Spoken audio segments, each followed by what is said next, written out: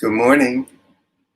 This is day 53 of 99 days of Deeper Embodiment. My name is Jason King, and perhaps it's a good evening or a good afternoon for you, wherever you're watching this in the world. I'm just going to pause for a moment and wait for others to join.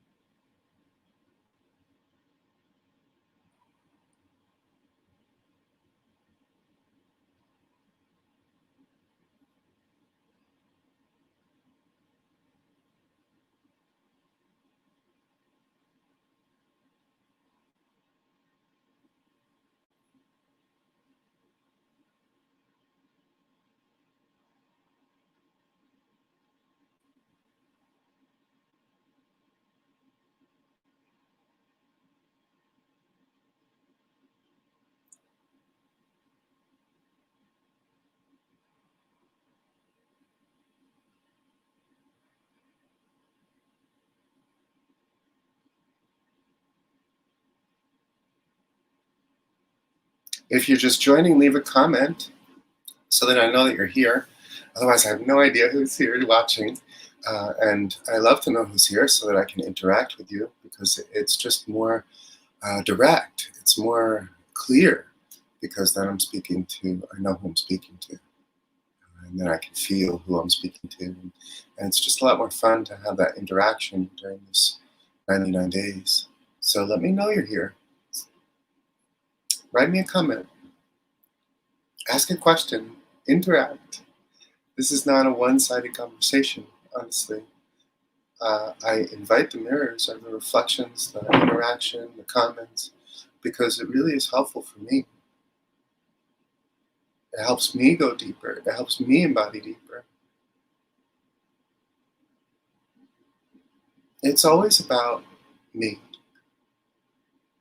because inherently that's all there is. As much as we imagine that there are others, the deeper that we go, the more there is just the oneness that is all. It's kind of like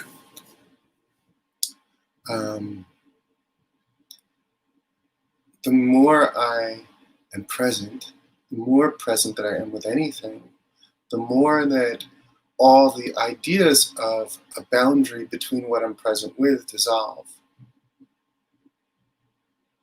So the more I'm present with you, the more that I see myself in you. The more that I'm present with a dog who is a pet, the more that I begin to see myself in the dog.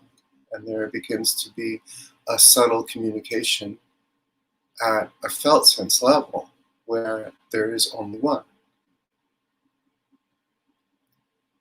And you can see this actually with people that have had pets for a long time. There becomes this bond where there isn't an owner and a pet. There is just one being there. It looks like an owner and a pet, but it really is one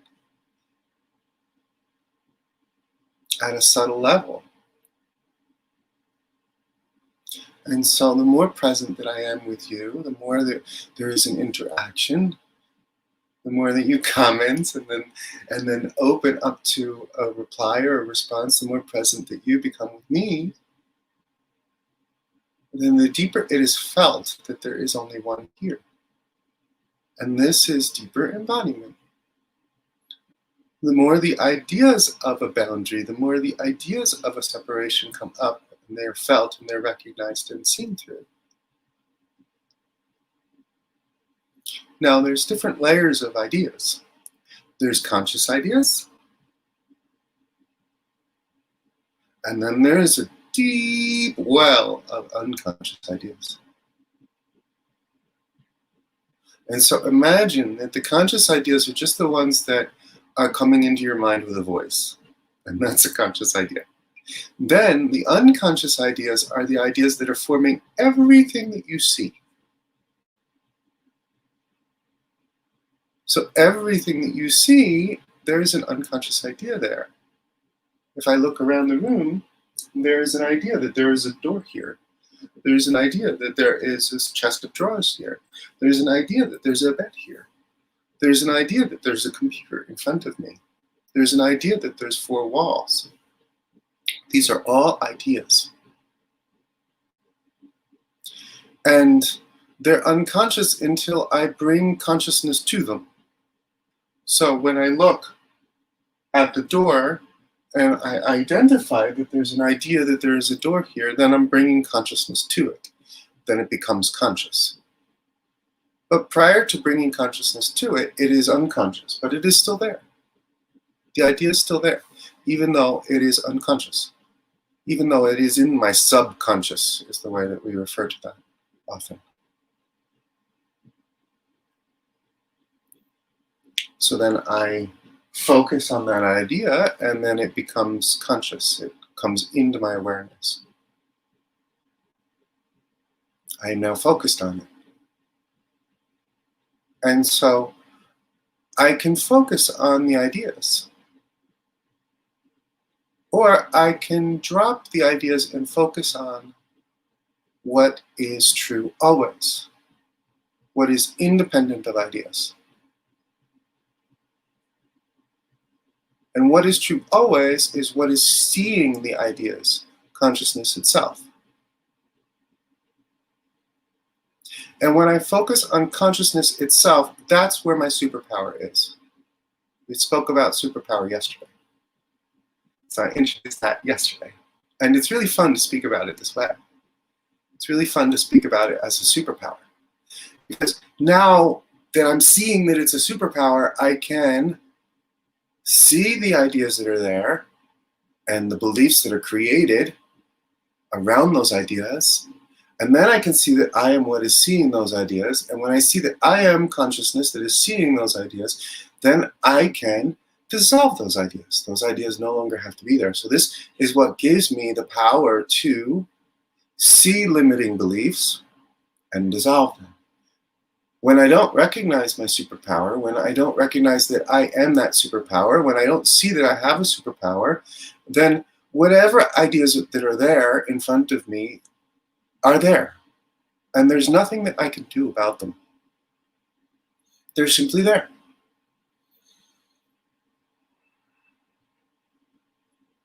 So whatever limiting beliefs are there, those limiting beliefs are there in my subconscious. And until I can make them conscious and then dissolve them by seeing my superpower,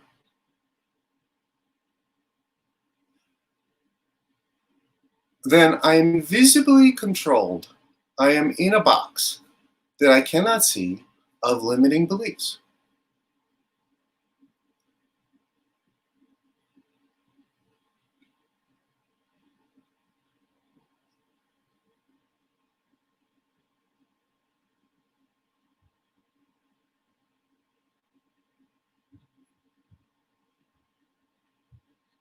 So now the idea is that there's a door here, that there's a wall there, that there is a bed here. Those ideas are easy to see. Okay, wonderful. I can see those. Okay, so I'm going to navigate around them. As I move this body, I'm going to walk around those ideas so that I don't stub my toe and so that I can walk through the door.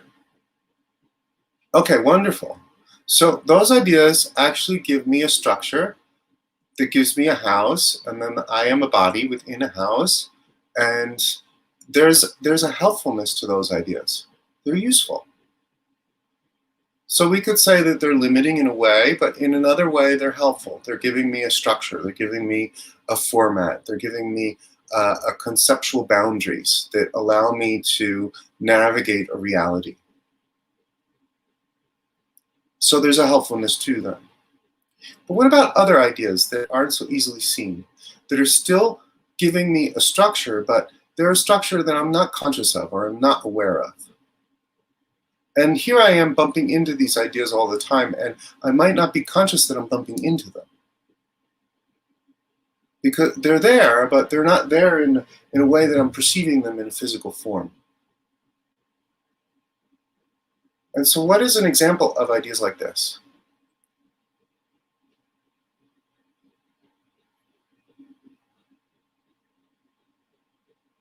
I'm living in Utah at the moment, and Utah is an area that was largely settled by the Mormons, also known as the Church of Latter-day Saints.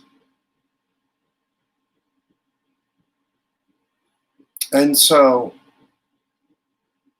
when I'm interacting with people here, I can feel that system of beliefs in their consciousness. And the structure that that system of beliefs is forming around them, how it shapes their view of the world, their worldview, and how it shapes their way of seeing and their reality. And I can feel that there's a lot of limitation in that. There's a lot of judgments and do's and don'ts. There's a lot of ways of seeing that say, this is what you're seeing. This is what is. And these are all beliefs. And so all of these beliefs are forming a worldview. And as I'm interacting with people in Utah, because I'm new here, and I'm feeling this structure of beliefs, it feels to me quite rigid. It feels like it's very limiting. And every time I bump into it, let's say it's an invisible cage that is around someone, every time I bump into it, I can feel that slight bit of judgment or that slight bit of fear or skepticism or that doubt that says, I don't know who you are and what you're saying doesn't fit into my worldview. So it is a filter. It's like a filter. It's filtering out whatever that is in front of you, whatever you're seeing.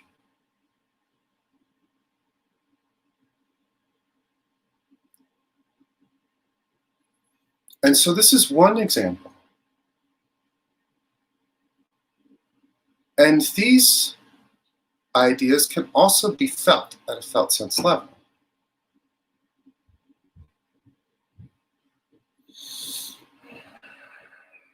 And the deeper that we embody, the deeper that we move into the felt sense within ourselves,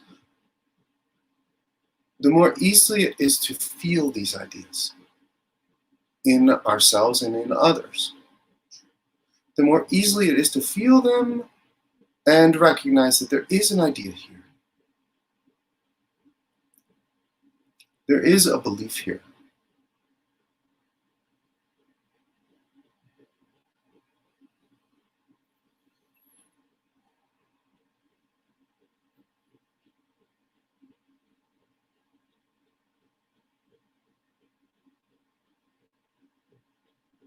And so I was recently doing some inner work within me because what was coming up was a belief around loss.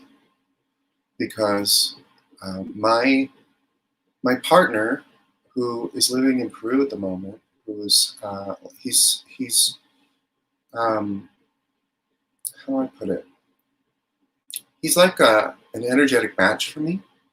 So I say partner, but there's a greater seeing there, in the sense that it's not partner in the physical sense in the way that we would create the idea of a partner in our mind, like a marriage or a partner or a lover.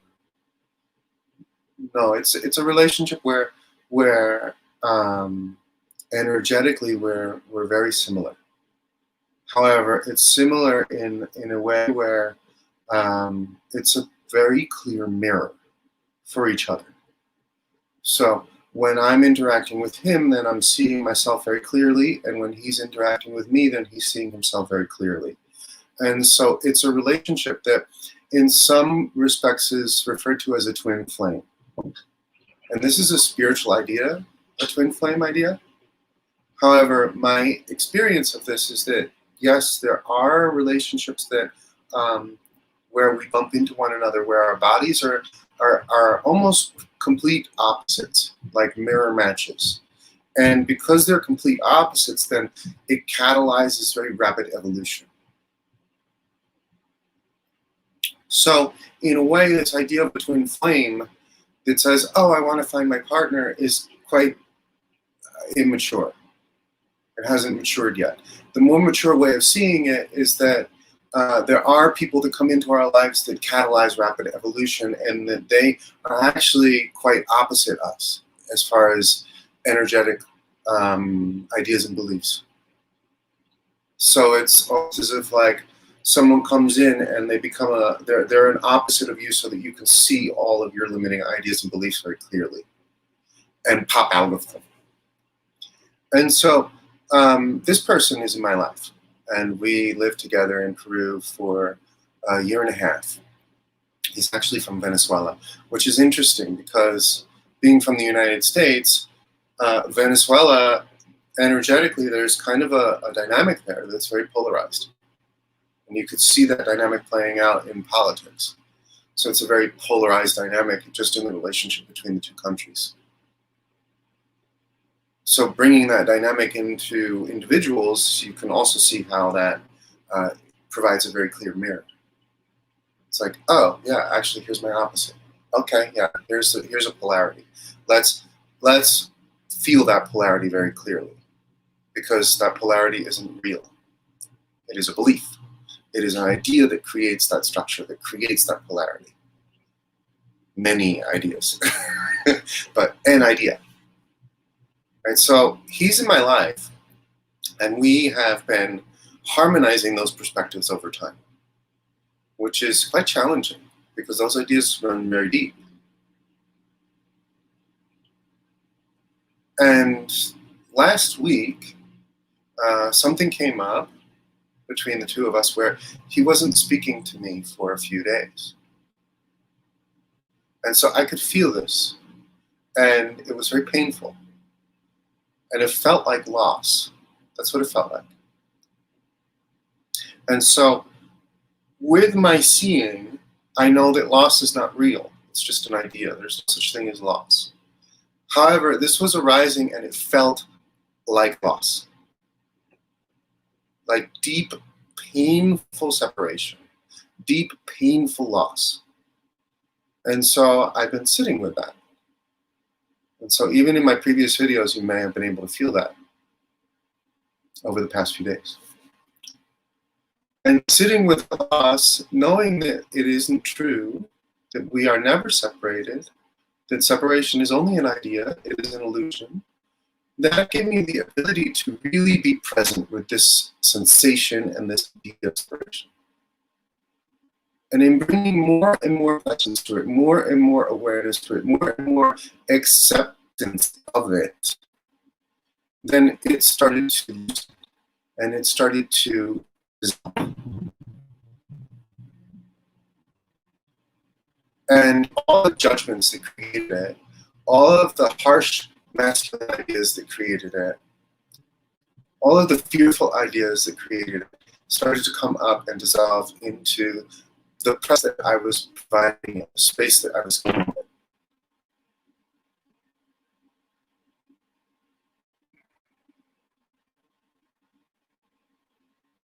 And the more space that I can give it, the more presence that I can give it, the easier that it dissolves.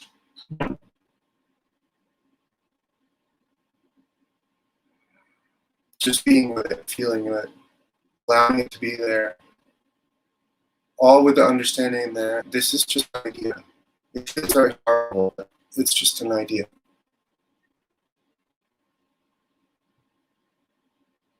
And so as it shifted, then I could feel the shift in our relationship.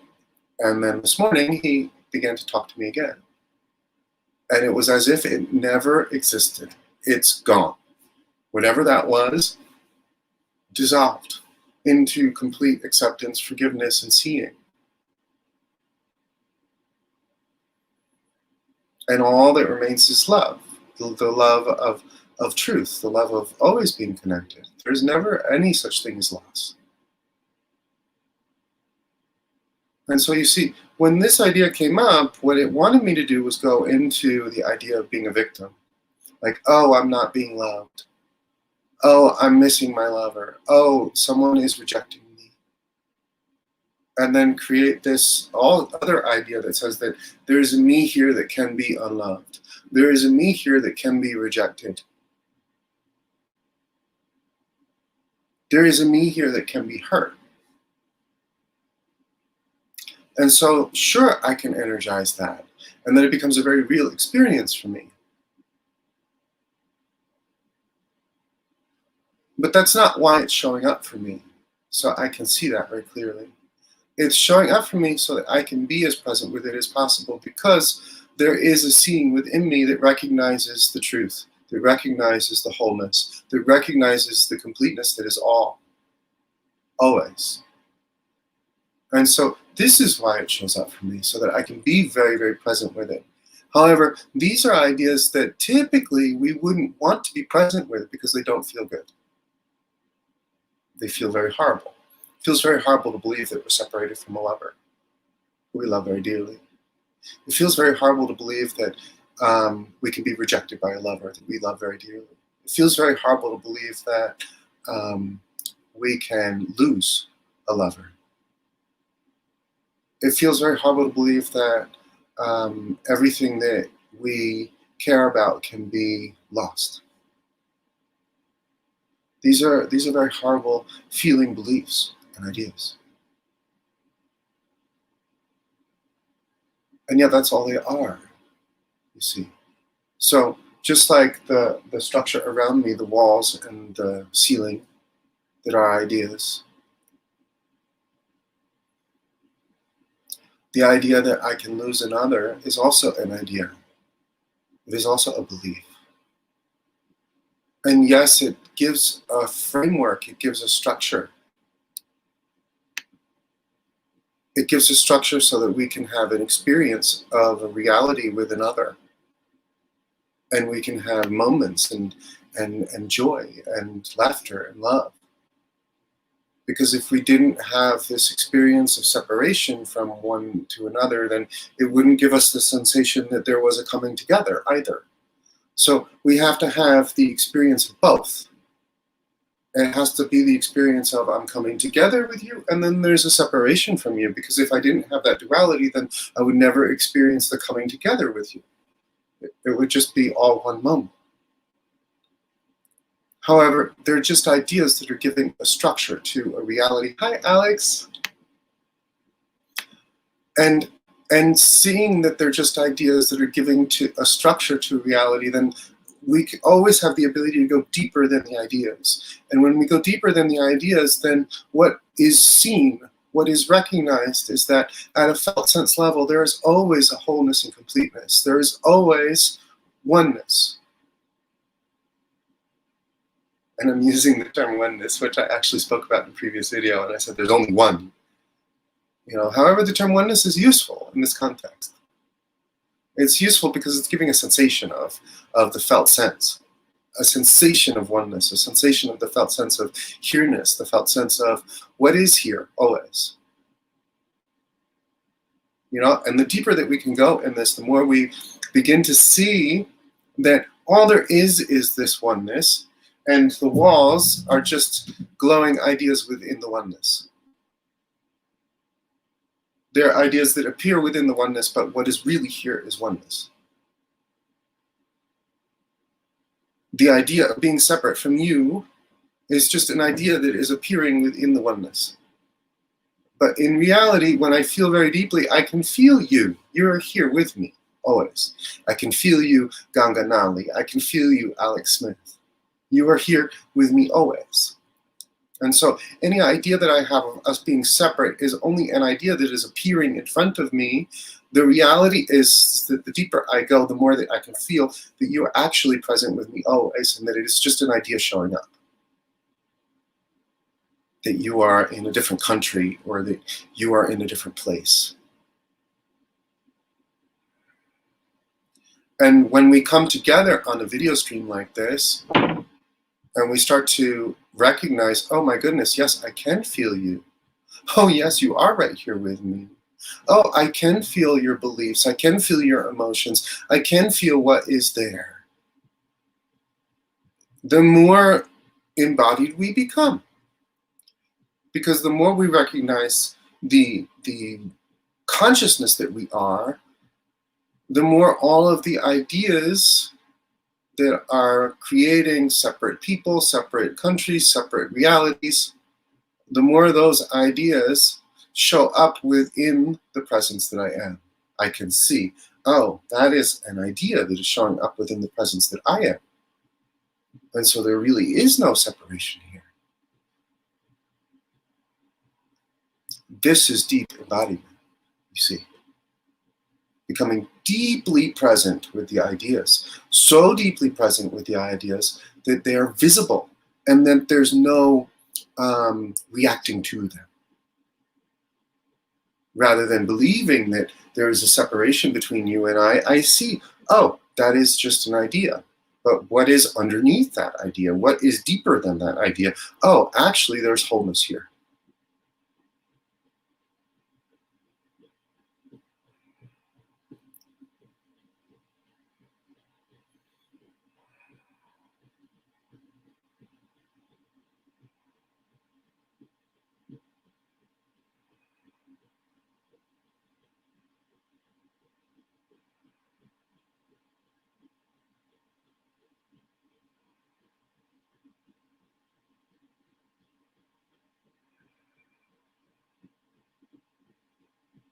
And so when we can touch that wholeness that is always there, then the more we go into it, the more we touch that wholeness, the more we penetrate into that wholeness that is always there, that is what is,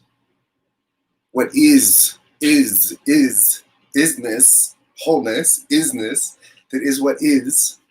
The more we touch that, the more we penetrate that, the deeper we go within ourselves to penetrate that, the less we react to the ideas, the invisible boxes, the less reaction there is to them, the more present we are with them, even when we're feeling them intensely.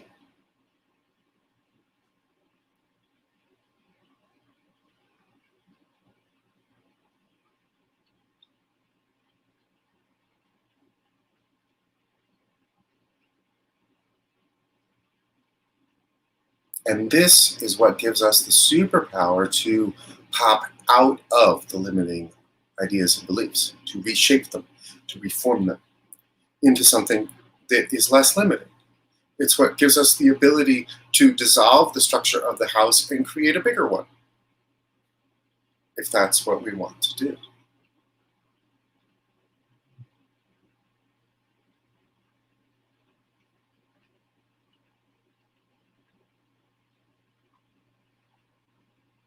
But if I can't touch my wholeness and completeness, if I can't touch isness, if I can't penetrate to where that is within myself, then I have no way of recognizing the invisible boxes that are there within my consciousness.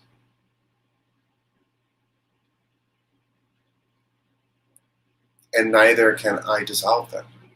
So I'm not seeing my superpower. And I'm not using it. I'm just reacting to the ideas that are there and projecting them on everything and everyone else.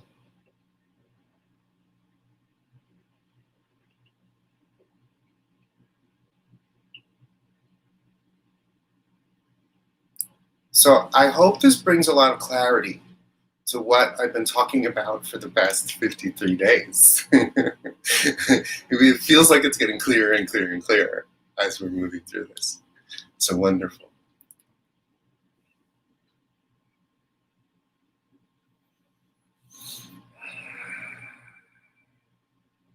So thank you for joining me. And smile. You are so, so loved. Always. I'll see you tomorrow.